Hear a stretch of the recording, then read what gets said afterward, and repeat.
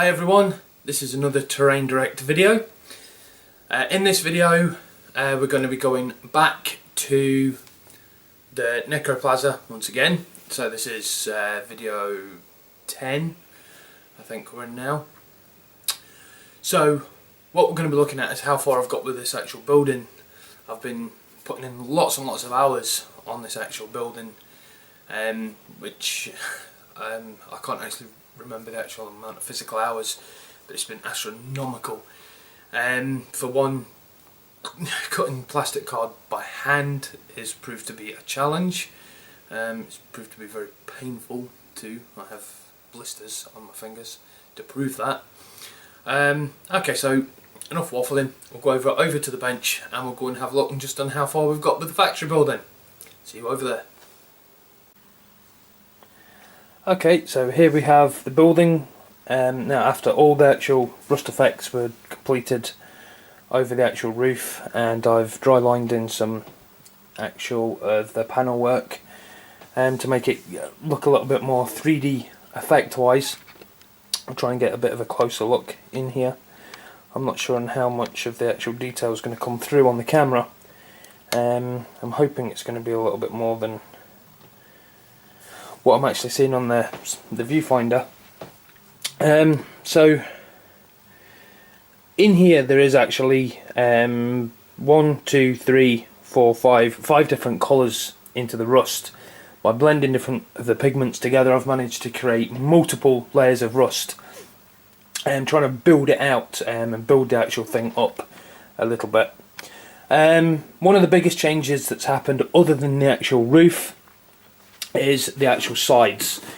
I've gone over to the sides and I've actually bulked these up. I originally planned to take this just one level, but I've actually taken it over into 3. We'll try and get a close-up of this one. Whoop, that's the wrong way. So down here we've got like the 3 actual layers into the actual building itself. So I've created like kind of a bulkhead sort of feel to the actual building, which actually it was quite a challenge to actually cut that stuff out of plasticard. The plasticard that I was using, I can't remember the thickness, but what a job I had of trying to cut the stuff. The actual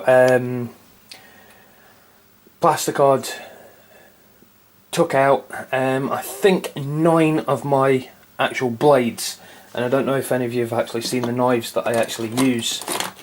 I actually use surgical knives, Swan Morton. These are actual surgical standard knives with actual surgical standard blades, and the blades are horrendously sharp. Hence I've actually got cuts all across my fingers, because when I was actually cutting the card, after so long my finger was actually aching, I actually started cutting and actually resting part of the, just by the side of the blade, just over onto my hand. I don't know why I did that, but just the pressure of me pushing actually against the blade actually cut my finger. Silly mistake. I'll show you the actual blades if I can find some. Okie dokie. So these are the actual blades. These are what they actually come in. See, there we go, surgical standard.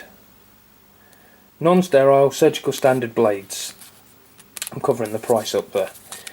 You don't need to know the price. And inside, here you go, we get non-sterile blades.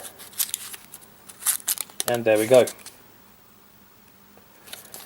So that's the knife I use to cut plasticard, just in case you was wondering. Fantastic knives to use, by the way. And they come in 3 different sizes of handle, 1, 2, 3 and 4. I think that one is number 4, and I think this one is number 3, maybe number 2. I think this is handle 3, sorry. So this one's 3, this one's 4. 2 different sizes, you can see there, 4, 3, and the actual blades are 2 different sizes. You can actually get, when you actually take off the blades, you can actually get saws for these handles, actually bone saws, so surgeons actually use them for cutting bone by hand. You can also get multiple different styles of blade, including ones for actually cutting skin from underneath. They're like hook blades, so they actually come all the way around in a C. It's actually got the blade on the inside, so if you're ever needing to get into somewhere, like if you're cutting a window or a hole, you can actually get that blade and hook it round and actually score it down and actually cut it from the inside. Really clever blades. But enough of the blades. Back to the building. I thought I'd also show you the immense scale of this building, because I don't think you're actually realising just how big that actually is. So I've decided to put a miniature in front of it. So that is the size of this building. If you was to put a tank in there, you could actually fit 2 tanks actually inside this building. I have checked, you can fit 2 tanks inside this building. Obviously I'm not going to be using it with an opening door, though I wish I had have created it so I could open it and shut it, but because of the actual hedgehog effect inside with the actual needles inside there, not a good idea. Dragging myself on it is just too painful. Okay, so the side, you can see the actual scale from the side, and obviously the roof. If I put the model onto the roof, it just actually gets pretty much washed away. So that's what I've actually done to the actual building now, is I've beefed up the sides. I've added like the rust effects all the way down, right the way through the piece.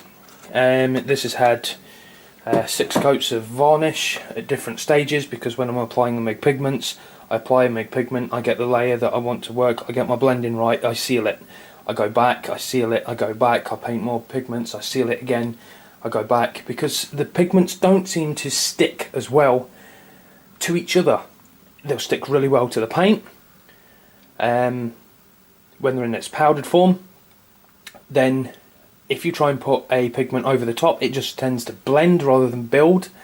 So by putting a coat of varnish over the top, I've managed to actually get it to stick back on top and create these like heavy layered effects.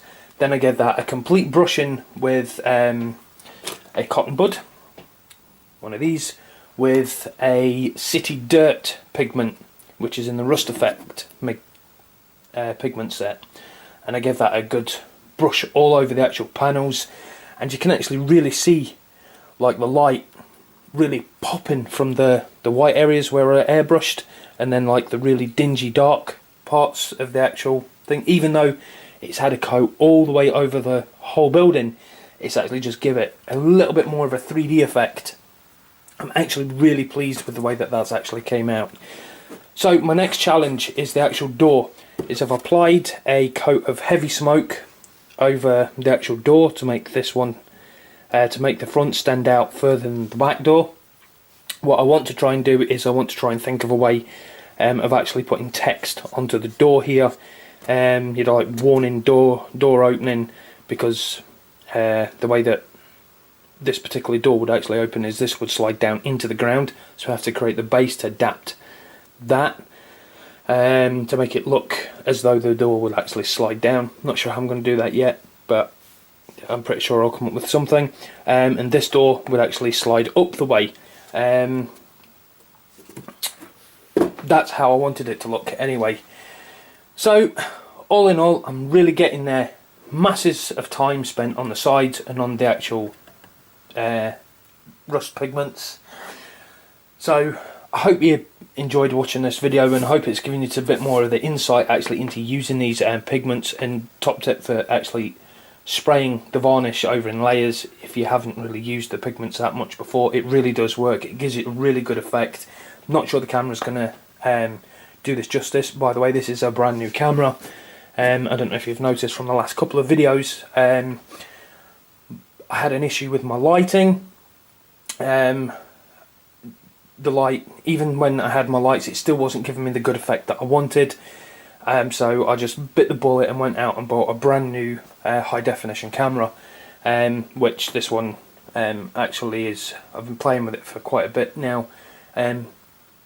I'm hoping I'm getting the best sort of recording quality out of this thing now. So, all in all, that's that. I'm going to go and work on my landing pad now for a little bit and try and get that sort of almost completed, so I'll be bringing you a video back of that one very shortly. Coming up in a future video is I'm going to show you an alternative to the Necromunda models. Seeing as these guys have been discontinued, it's hard to find new miniatures to either expand your gang if you still play Necromunda. I have a solution. This is a solution. I'm just going to show you this part here. I'm not going to tell you who it's by yet. That'll be coming in a future video, so stay tuned for that one if you're interested in how to expand your Necromunda gang. Okay, well, I'm Craig. I hope you all enjoyed watching. Stay safe. Happy wargaming.